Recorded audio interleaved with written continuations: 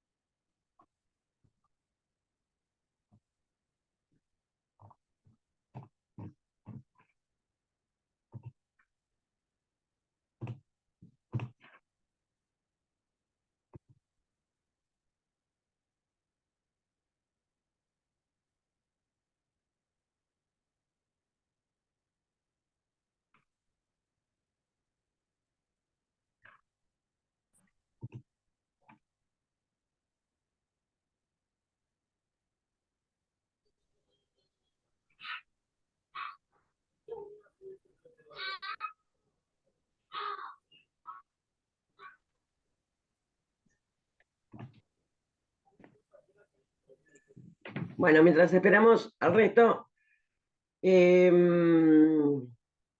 Martín, si no me equivoco, esta es tu última clase, ¿no?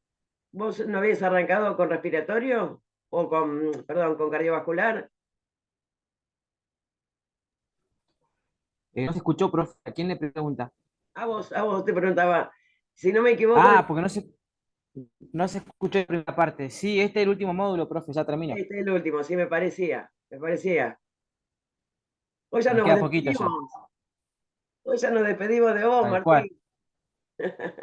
Después, antes de cerrar la clase, le vamos a dar un aplausito a Martín. Igual ahora hay un montón de compañeros. Cuando yo empecé éramos poquitos, ahora Éramos somos un muy montón. poquitos, sí.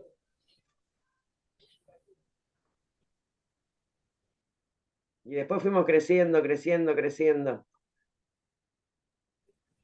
Bien, Las clases bien. más divertidas también.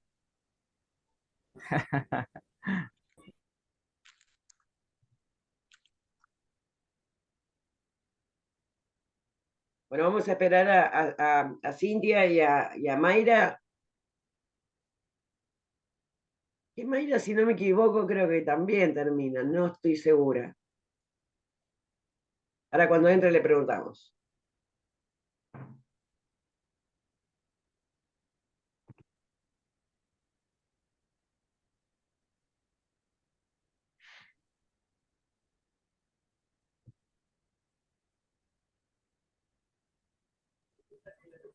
O sea que esta es la última clase del módulo, profe. No hay más. No, esto es la última clase de respiratorio. Lo que sí, esta clase, Yes. en este módulo no vamos a tener este repaso por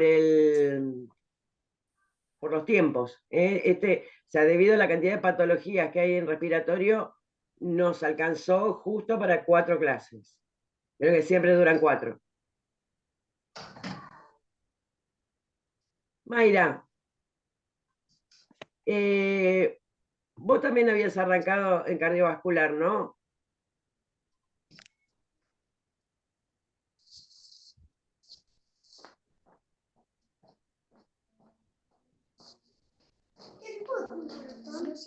¿Qué onda?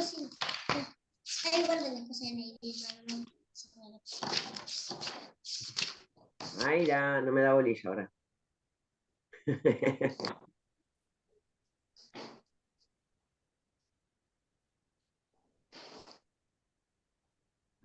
Bueno, está bien, está bien. Mayra también. Mayra, hoy también es tu última clase entonces. Así que después, antes de terminar, le damos un reaplauso a Martín y a Mayra, que hoy es la última. Y alguno de los que no se conecta usualmente, seguramente que también.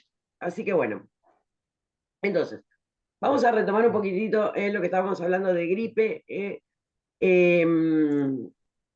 el mes que viene, creo que el mes que viene, bueno, después lo charlamos, Mayra, en noviembre. Bueno, después me fijo bien. Entonces, retomando un poquitito lo que era, lo que estábamos hablando antes de que se nos corte de la gripe, vamos a recordar que Exactamente. también, sí, Se perdón, Cintia, ¿habías dicho algo o era que te había quedado el micro prendido?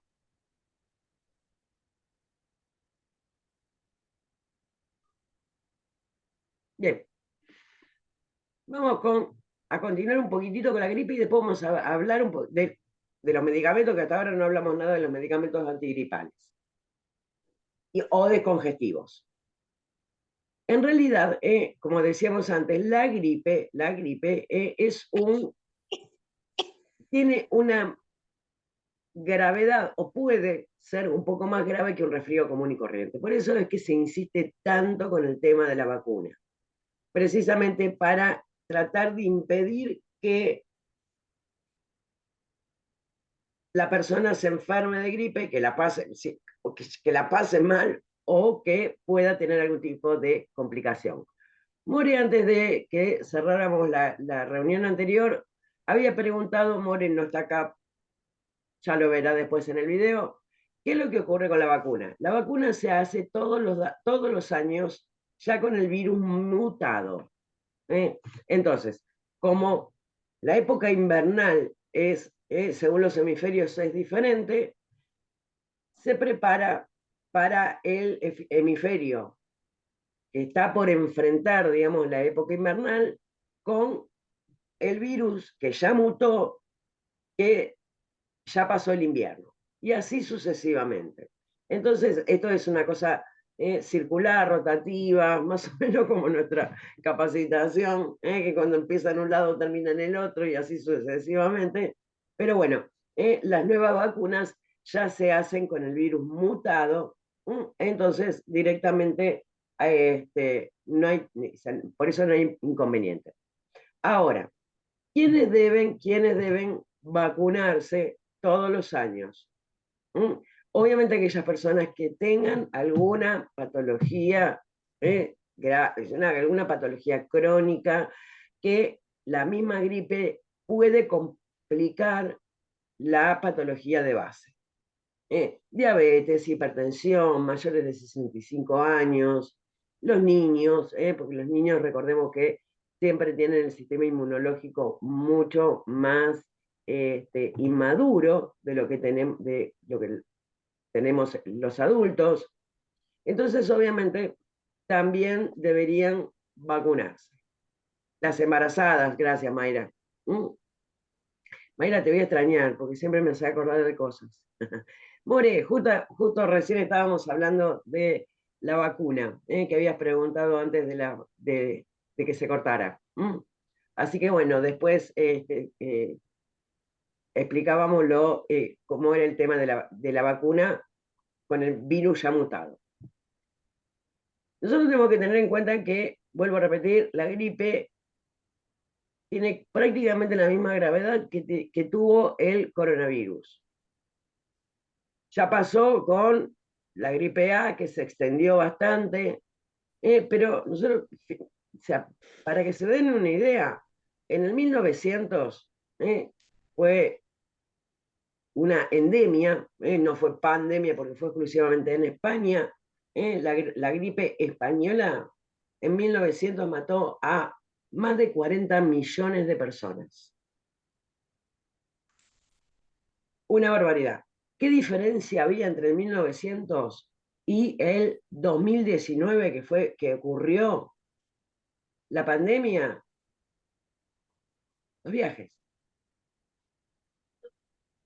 Mucha ciencia dice. En realidad los viajes, la tecnología más que la ciencia. Si nosotros nos ponemos a pensar que en menos de 24 horas, en un viaje en avión, mucho menos de 24 horas, y encima con escalas, podemos estar en una punta del mundo y menos de un día después estamos en la otra punta del mundo. Cuando habíamos visto que la gripe tenía un periodo de incubación entre 24 horas y 3 días. Yo llegué de la China a la Argentina y sin síntomas, sin nada, todavía, porque el virus ya estaba desarrollándose en mi cuerpo, pero que todavía no me dio síntomas. Y después empecé a contagiarlo todo lo que estaban por acá. Yo no fui, ¿eh? Yo no fui porque yo no me fui a China, no traje ningún virus, es más. Miren que tomo madera sin pata, nunca tuve hasta ahora COVID, pero bueno.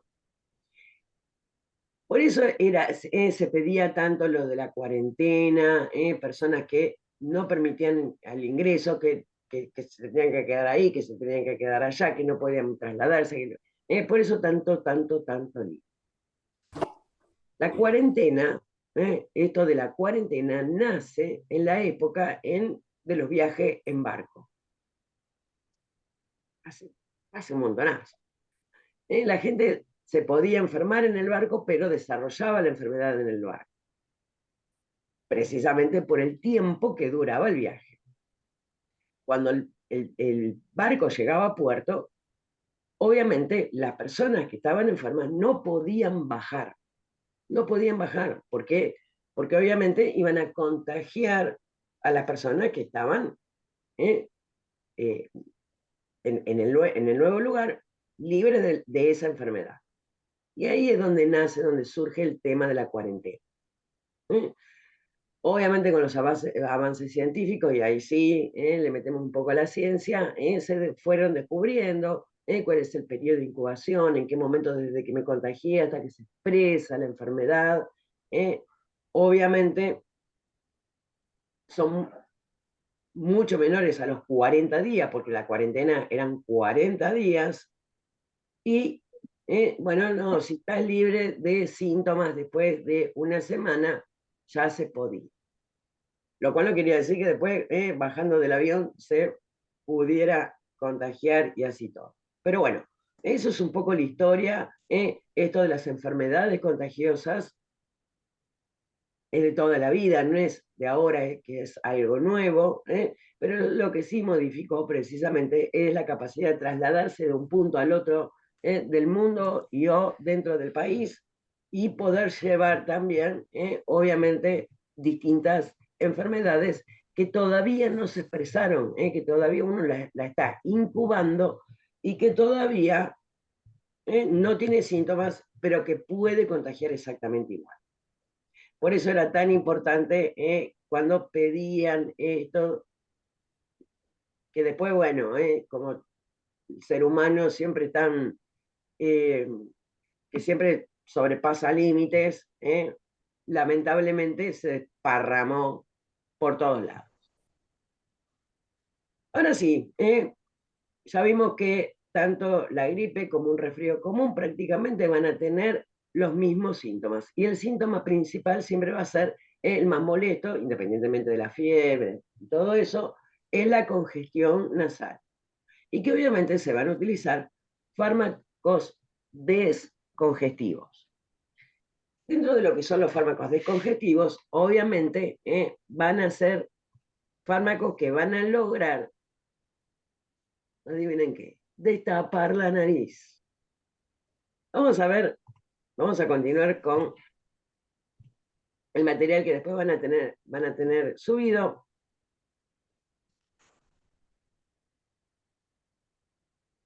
Y estos son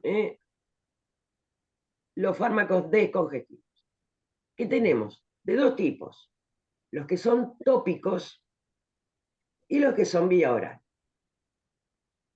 Cada uno de ellos va a tener su beneficio, pero también va a tener su desventaja. Dentro de los fármacos descongestivos tópicos, que se aplican las famosas gotas para la nariz, que si alguna vez las usaron, saben muy bien que son como mágicas, porque tengo la nariz tapada, no puedo respirar, no me entra el aire, no me entra el aire, respiro por la boca, se me seca la boca, me arde, no puedo respirar y hablar. Bueno, la gota Z realmente te destapa la nariz al segundo y uno respira de nuevo. ¿Cuáles son los fármacos que vienen así en gotas? Fenilefrina, silometazolina, oximetazolina, nafasolina, tramasolina.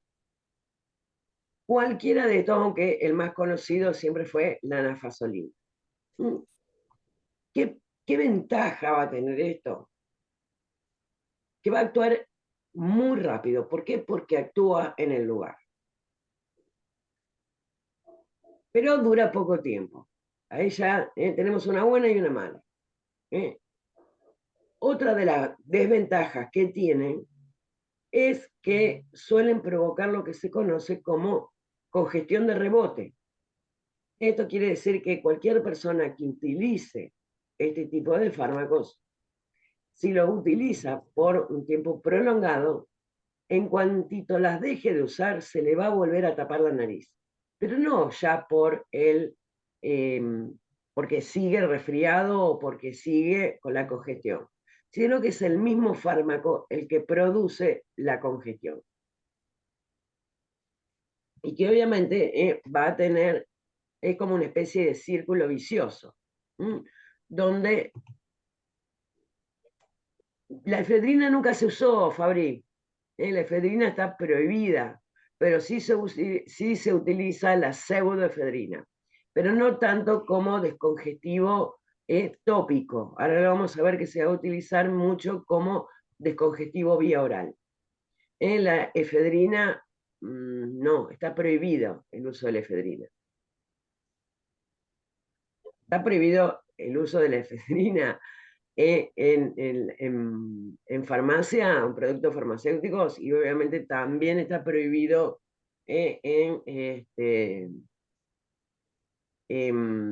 como uso recreativo. Ya tuvimos bastante problemas, si se acuerdan de el mundial que nos dejó fuera un doping, que supuestamente era pseudoefedrina, pero claro, como el metabolito de la pseudoefedrina es muy similar a la efedrina, nos dejó fuera del mundial. Pero bueno. Los descognitivos sistémicos, obviamente que se administran por vía oral, la fenilefrina y acá sí tenemos la pseudoefedrina. Ahora vamos a ver cuáles son las ventajas y las desventajas de cada uno de ellos. Los tópicos, acá les nombra la efedrina, pero esto hay que tacharlo, esto hay que olvidarse. No sé por qué esta figura y cada vez que me olvido de arreglar. Y siempre me vuelvo a ver el error cada vez que presento el material este. Siempre me olvido de arreglarlo. Por efedrina está prohibido. La fenilefrina, bueno, prácticamente los mismos. El beneficio es la rapidez de la acción. La desventaja que producía la congestión de rebote, que suele producir una congestión mayor que la que nos llevó a utilizar el medicamento. Ahora, ¿qué quiere decir esto? Que yo voy a decir, no, no te lo vendo porque te va a producir congestión de rebote. No. Sí le puedo recomendar y decir a la persona que va a comprar alguna de estas gotas nasales, recomendarle que lo use por la menor cantidad de tiempo. Por la menor cantidad de tiempo. Porque obviamente si no, después puede no saber si la congestión sigue siendo por la misma patología o precisamente por el fármaco. Ahora, ¿qué diferencia hay con los sistémicos? Bueno, recuerden que la efedrina no, fenilpropanolamina, pseudoefedrina y también viene la fenilefrina. El efecto es mucho más completo y prolongado. El otro actuaba rápido, pero duraba poquito. Este tarda más, pero el efecto es mucho más prolongado. Pero inicia mucho más tarde, el efecto inicia mucho más tarde que en el tópico. Y acá es donde está el problema más grave, es que pueden provocar hipertensión. ¿Por qué? Porque este tipo de fármacos lo que hace es producir una vasoconstricción y los vasos sanguíneos se cierren. ¿Qué es lo que estamos buscando? O sea, si nosotros si volvemos al dibujito toda esta congestión se produce porque los vasos sanguíneos que están en esta zona se dilatan. Al dilatarse, se llenan de sangre. Y es lo que hace que crezca el tamaño y tape la nariz. Entonces, ¿qué es lo que hacemos? El fármaco va a hacer lo contrario, va a provocar una vasoconstricción. Entonces, va a lograr que se achique todo eso y poder volver a respirar. Los descongestivos vía oral van a hacer exactamente lo mismo, pero no solamente van a provocar una vasoconstricción en los vasos de la nariz, sino que también van a provocar una vasoconstricción en los vasos sanguíneos de todo el cuerpo. Ya en el módulo siguiente, que obviamente es cardiovascular, y vamos a ver hipertensión, obviamente ahí nos vamos a dar cuenta que precisamente la vasoconstricción es una de las cosas que va a hacer que aumente mucho la presión arterial. Por lo tanto, cualquiera de estos fármacos debería estar contraindicado en pacientes que ya tienen hipertensión.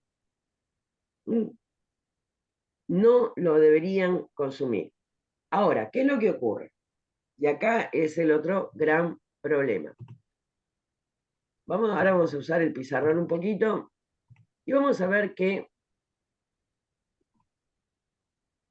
los fármacos antigripales en realidad no es un solo fármaco, sino que es una mezcla de 4 fármacos diferentes, que suelen tener obviamente fenilefrina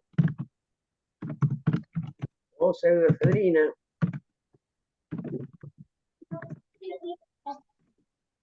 como precisamente descongestivo.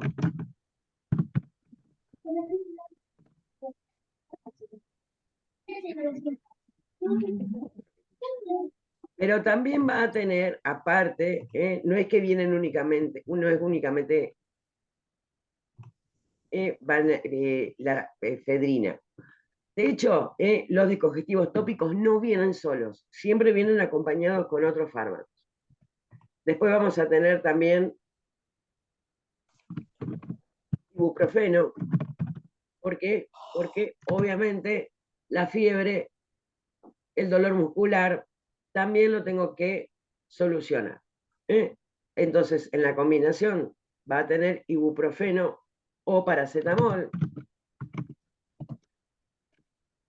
como analgésico y como antipirético.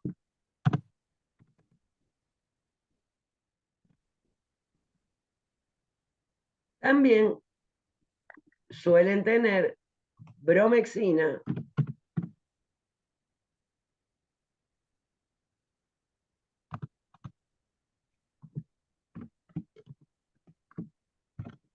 o butetamato como antitusivo. Ya con estos 3 fármacos puedo solucionar 3 de los grandes síntomas que tiene el resfrío o la gripe. Con el descongestivo freno la congestión nasal, con el paracetamol, puse en vez de paracetamol, con el ibuprofeno o el paracetamol, calmo el dolor, disminuyo la fiebre.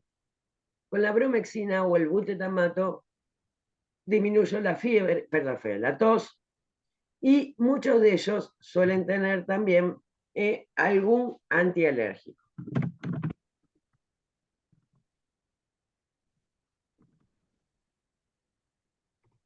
Porque los síntomas también son parecidos por la alergia y le meten el antialérgico como para decir, bueno, cerramos todos, atacamos todos los síntomas con 4 fármacos diferentes. Dentro de estos fármacos que vienen así, combinados, tenemos varios muy conocidos. Cura Plus, Redual, el Next, varios de ellos. Todos bajo el nombre de antigripales.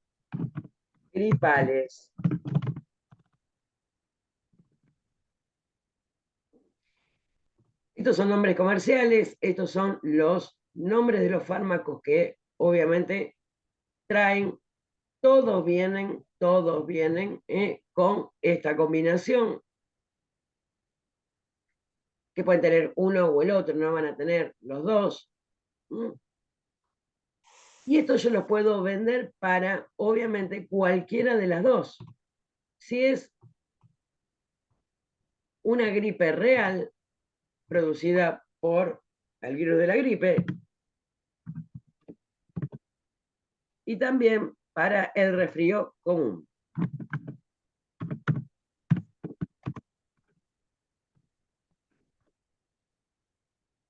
¿Por qué? Porque los síntomas son los mismos. Yo no estoy atacando al germen, estoy atacando y estoy aliviando los síntomas. Nada más que eso. Obviamente siempre lo ideal es no contagiarse. Para la gripe me puedo poner la vacuna. O para el resfrío común no hay vacuna, pero sí tengo, obviamente, la distancia social, el no acercarme a una persona que está con síntomas, tratar de ventilar, lo mismo, todo lo mismo que aprendimos precisamente gracias a la pandemia. Gracias.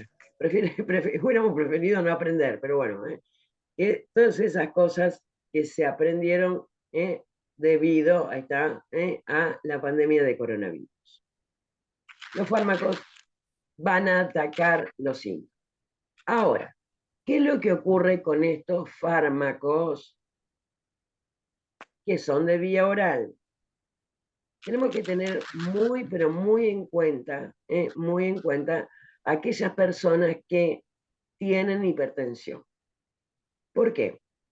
Porque la fenilefrina, la pseudoefedrina, también te puede poner un poco las pilas.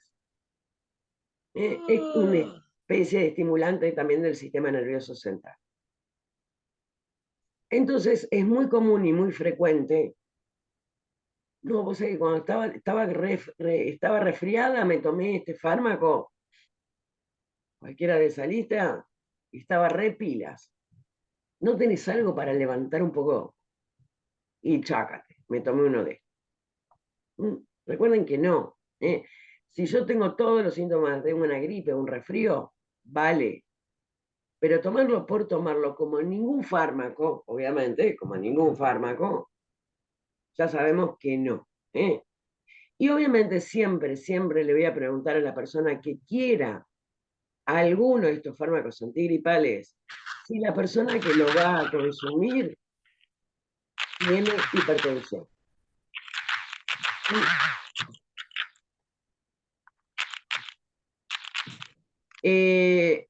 Mayra pregunta, ¿los corticoides es verdad que altera un poco a los chicos? No solamente va a alterar a los chicos, sino que a veces también altera a los adultos. Los corticoides también pueden, es más, pueden llegar hasta provocar síntomas psíquicos. Psíquicos de ver alucinaciones o pensamientos raros. No solamente los niños. Lo que pasa es que a los niños, aparte de provocarles eso, también van a hacer que no crezcan correctamente. Entonces, si bien todos estos medicamentos deberían ser de venta bajo receta, en la farmacia nos van a obligar a venderlos sin la receta. Entonces, como mínimo, a cualquier persona que venga a la farmacia a comprar alguno de estos fármacos, yo debería preguntarle si tiene hipertensión. Ahora, ¿Qué es lo que ocurre? Si una persona tiene hipertensión y también tiene gripe, ¿qué hago? Tratar de solucionarlo por el otro lado. Acá sí está indicada las gotas nasales, porque producen vasoconstricción únicamente en la nariz, y después le puedo dar, obviamente, paracetamol y listo. Con el paracetamol ahí. Y en el caso de que también haya mucha tos, también un jarabe para la tos. En vez de venderle uno solo que tiene los tres, le vendo tres. Pero por lo menos va a ser menos problemático, sobre todo el hecho de el paciente hipertenso que no debería consumir esto porque es grave. Puede tener un pico hipertensivo grave, que incluso, y usted me pregunta, ¿le puede llegar a provocar la muerte? Sí. Entonces siempre vamos a tratar de desaconsejar para todo paciente hipertenso. Bien, como ven, ahora te respondo, aguarda un segundito. Déjame ver qué.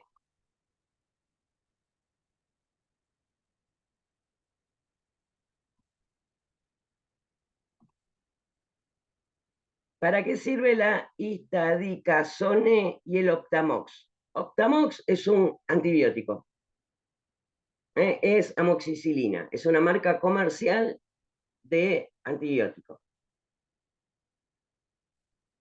Y el otro no sé, espera que lo googleo, porque no sé qué tiene. Que sirve únicamente para enfermedades bacterianas. No me sirve para los resfríos. Y la istadicazole.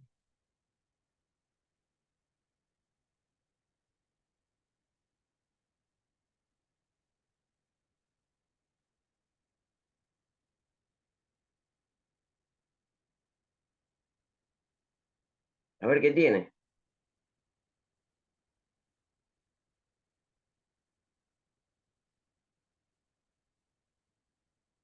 Bien, tiene deloratadina, que es un antialérgico, y tiene betametasona, que es un corticoide.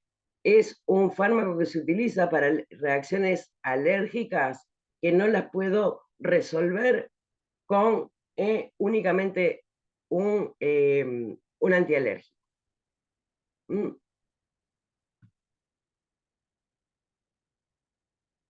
¿Quedó un poco más claro, Ana Laura? Mientras tanto le voy contestando al resto. ¿El jarabe para los chicos no es contraproducente? Pregunta Gra. Hay jarabes en formulaciones pediátricas. Obviamente para los niños tiene que ser el pediátrico.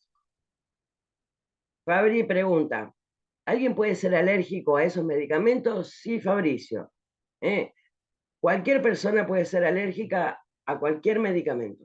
Siempre, siempre, que incluso lo van a ver en los prospectos o en las indicaciones, siempre se va a hacer, se van a dar exclusivamente a las personas que no tienen alguna hipersensibilidad a ese medicamento. Pero sí, cualquier persona puede ser alérgica a cualquier medicamento.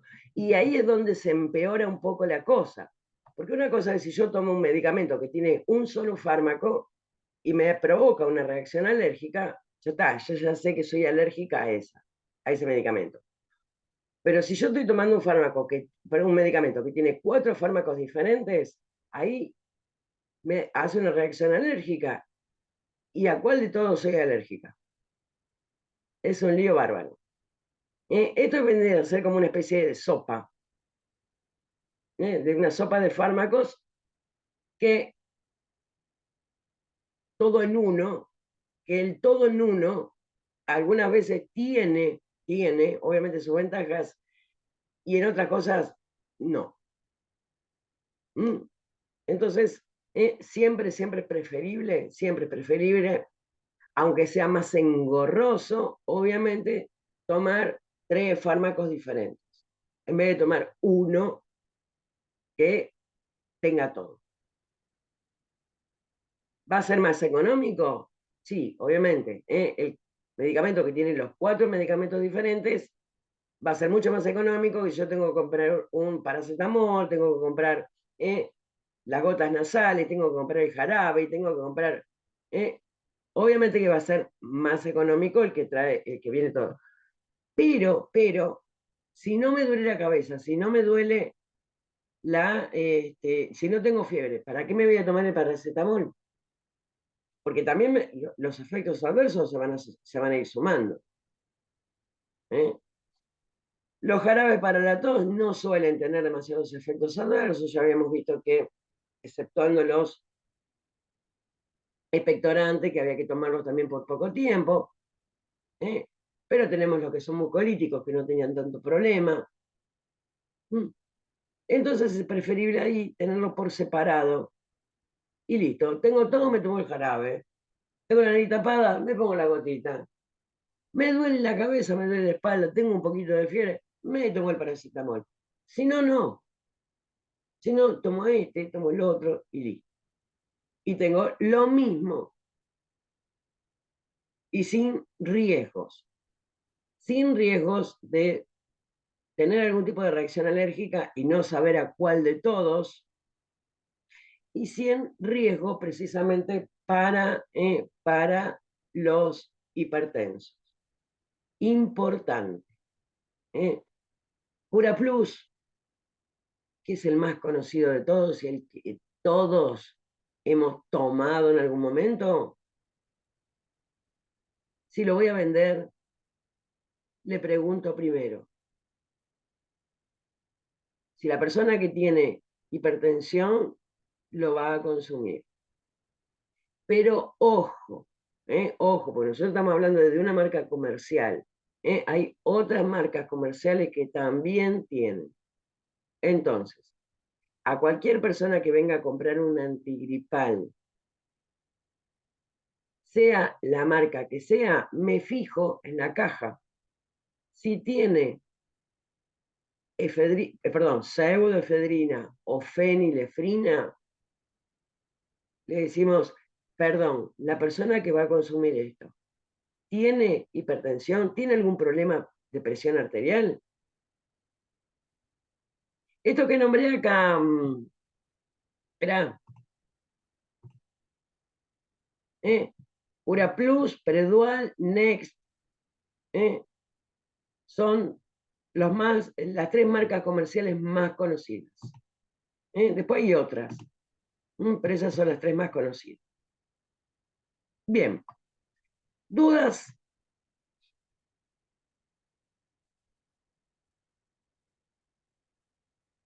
¿Y los medicamentos tendrían algún efecto adverso en embarazadas o si están en periodo de lactancia?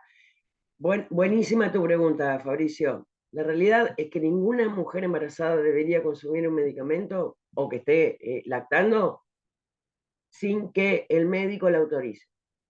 Nada, nada. Como mucho paracetamol. Nada más.